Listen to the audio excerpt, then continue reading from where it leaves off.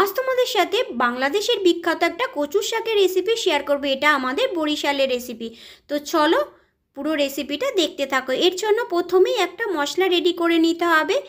সাদা সর্ষে, পোস্ত, তার সাথে বেশ কিছুটা নারকেল কুচি, আর দিয়ে দেবো দুটো কাঁচা লঙ্কা। সামান্য একটু জল দিয়ে একটা মিহি পেস্ট বানিয়ে নেবো। আর আজকে যে কচুর শাকটা বানাবো সেটা কিন্তু আমি দুধমান কচু পাতা দিয়ে বানাবো। এটা কিন্তু একদমই গলা ধরে না। ভালো করে খোসা ছাড়িয়ে নিয়ে ধুয়ে শাকটাকে ভাপে বসিয়ে দিয়েছি। কড়াই সর্ষের তেল গরম করে নিয়ে কিছুটা চিংড়ি মাছ লবণ হলুদ দিয়ে ভালো করে ভেজে নেব।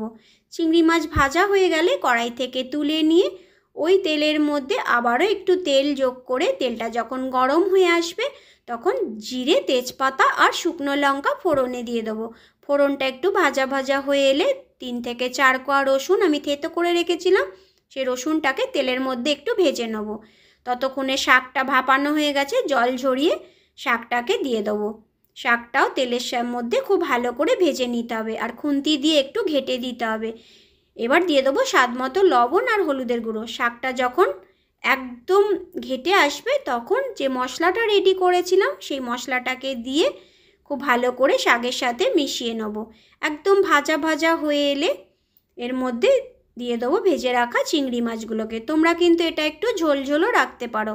এবার দিয়ে দেবো সামান্য একটু কাঁচা সর্ষের তেল আর একটু স্বাদের জন্য চিনি।